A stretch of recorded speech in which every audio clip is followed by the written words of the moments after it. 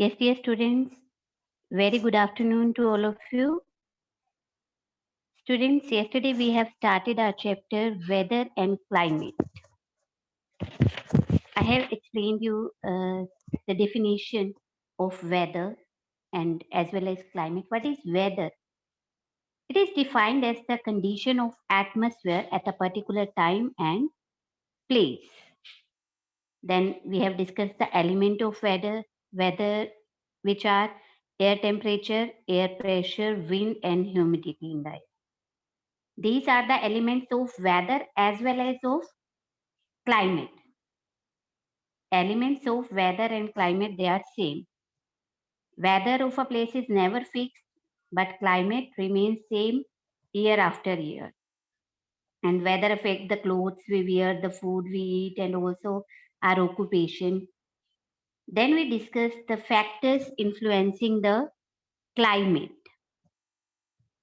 There are 5 factors which influence or which affect the climate of any place. First is distance from the equator that we have discussed yesterday through this diagram given below. Then height above sea level. Students, the places which are higher, like let me show you. This is the, suppose this is the sea level, like this place, Manali. This is higher, plain areas are lower. Then at this place experience cool weather and this place experience hot weather. Okay, the place which is higher experience cool weather and the places which are lower they experience hot weather. Then I think we have started this one. Distance from the sea. Water takes more time to heat as well as to cool. I have given you one activity also to boil water at your home and observe that it takes much time to heat and it also take much time to cool also. Okay. Thus, during the daytime, water is cooler than the land because water takes more time to cool. That's why it is cooler than the land. The cool breeze means air, cool air comes from sea to land. If the air blows from sea to land, it brings cooling with it. Like I was explaining that if you stand near a water body for some time, near a lake or near a pond, you feel comfortable. You feel relief from the heat. Okay, that means the cool breeze comes from the water bodies to land. If the air blows over the water bodies, it brings cooling with it. This affects the climate of a place in uh, places in the coastal areas. Which are coastal areas? The areas near the water bodies. Now, students, compare the climate of Delhi and Mumbai during the summer season. Compare the climate of Delhi and Mumbai during the summer season. Let me show you on the map location of Delhi and Mumbai. Students, this is the location of Delhi and this is Mumbai. And this part is the coastal area near the,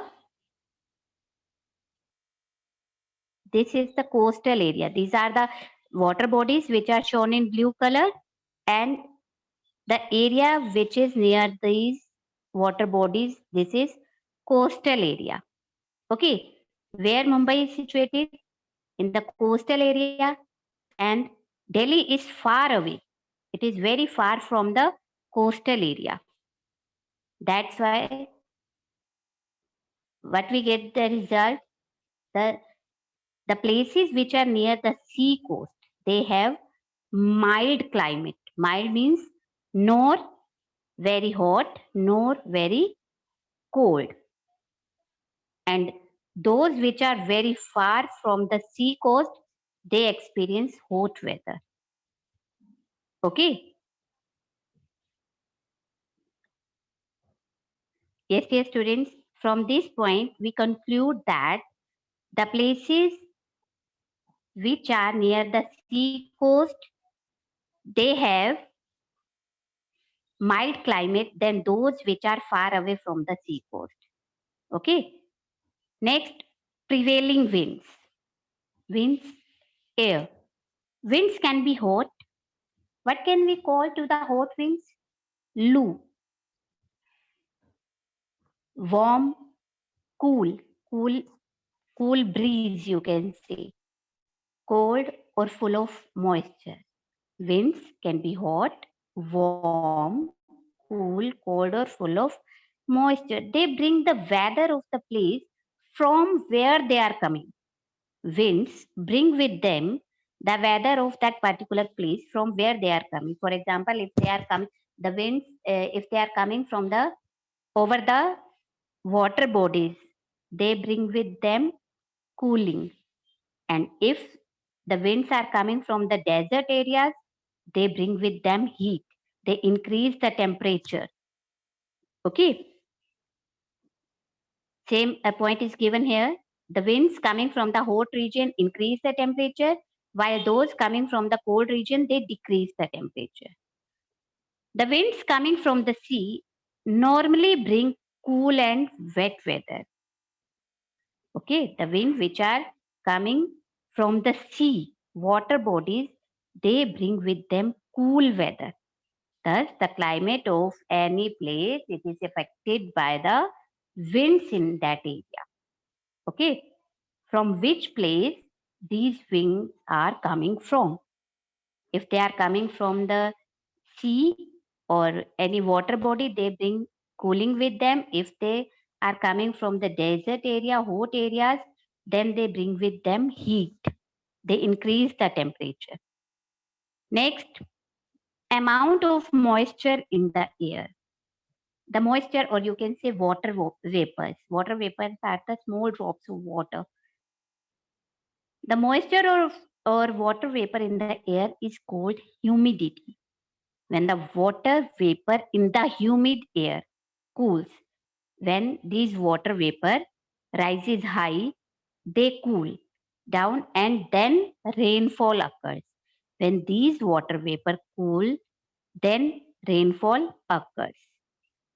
Winds coming from the ocean or sea, they cause more rainfall than those coming from the land. It is very much obvious that the winds, the air which are coming from the oceans or sea, they bring with them moisture and they cause more rainfall. They give more rainfall than those which are coming from the land areas. The rain brings cool climate even in the summer season when it rains. During even the summer season when it rains, the day becomes cooler. We get relief from the heat. Like yesterday night, the regions which receive less rainfall are generally hot and dry.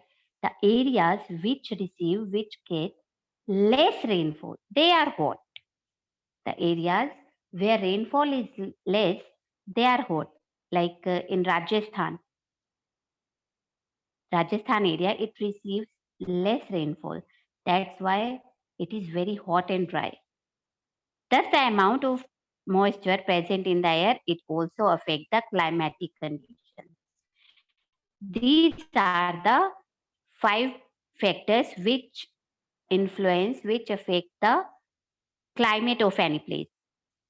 Distance from equator, that is latitude. Height above the sea level, that is altitude. Then distance from the sea, then prevailing winds, and then the amount of moisture in the air. Then there is checkpoint. We will discuss it with the back exercise. Now the heat zones. The sun is the main source of heat for the earth. Where, from where we get heat and light? We get heat from the sun. Depending upon the amount of heat received from the sun, the earth can be divided into three parts. We have discussed earlier also that on the each part on the earth's surface do not receive the same amount of heat. Different parts receive different amount of heat from the sun. Okay, on the basis of the heat amount received by the earth's surface, on the earth's surface, the earth can be divided into three heat zones. These are tropical zone, temperate zone, and polar zone. First is tropical zone. Students, look at this diagram. You have to draw this diagram also in your notebook. Two diagram of this chapter should be in your notebook. First, we have discussed yesterday and today, that is heat zones of the earth. Both the diagrams should be in your notebook. Yes, dear students. First is tropical zone. The tropical zone, it is also called known as the torrid zone. Torrid or tropical zone, one and same thing. It lies on both sides of the equator. This is equator, and this tropical zone lies both sides of the equator. It is shown in green color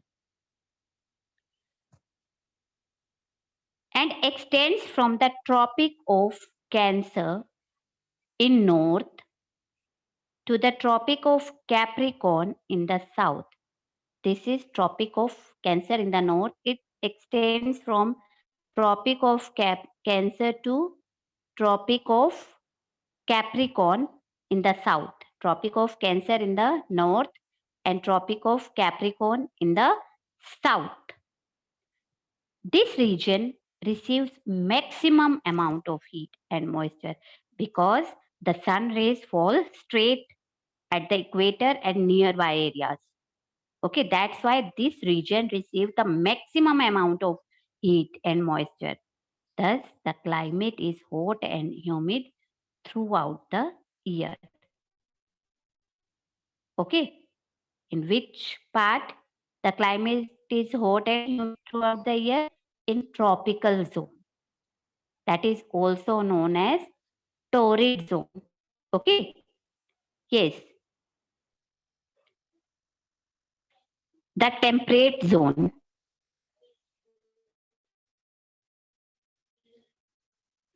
Yes, the temperate zone lies in both the hemispheres. It lies in both the hemispheres. This is northern hemisphere. This is southern hemisphere. Okay. In the northern hemisphere, it extends from Tropic of Arctic Circle. It extends from Tropic of Cancer to Arctic Circle. It is in the northern hemisphere. And in the southern hemisphere, it extends from the Tropic of Capricorn to Antarctic Circle. Again, I am repeating.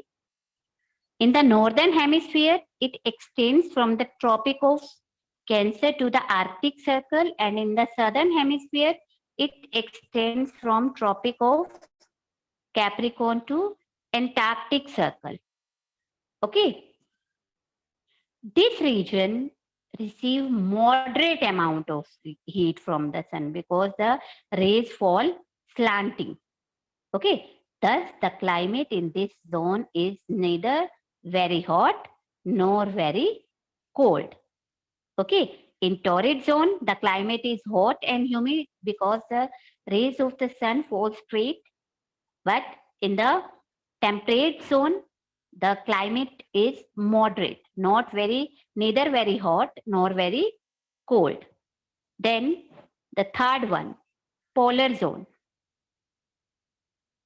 Yes, the polar zone is also known as the frigid zone. Another name for the polar zone is frigid zone. It lies in both the hemispheres. This part in northern hemisphere and this part is in southern hemisphere. Okay.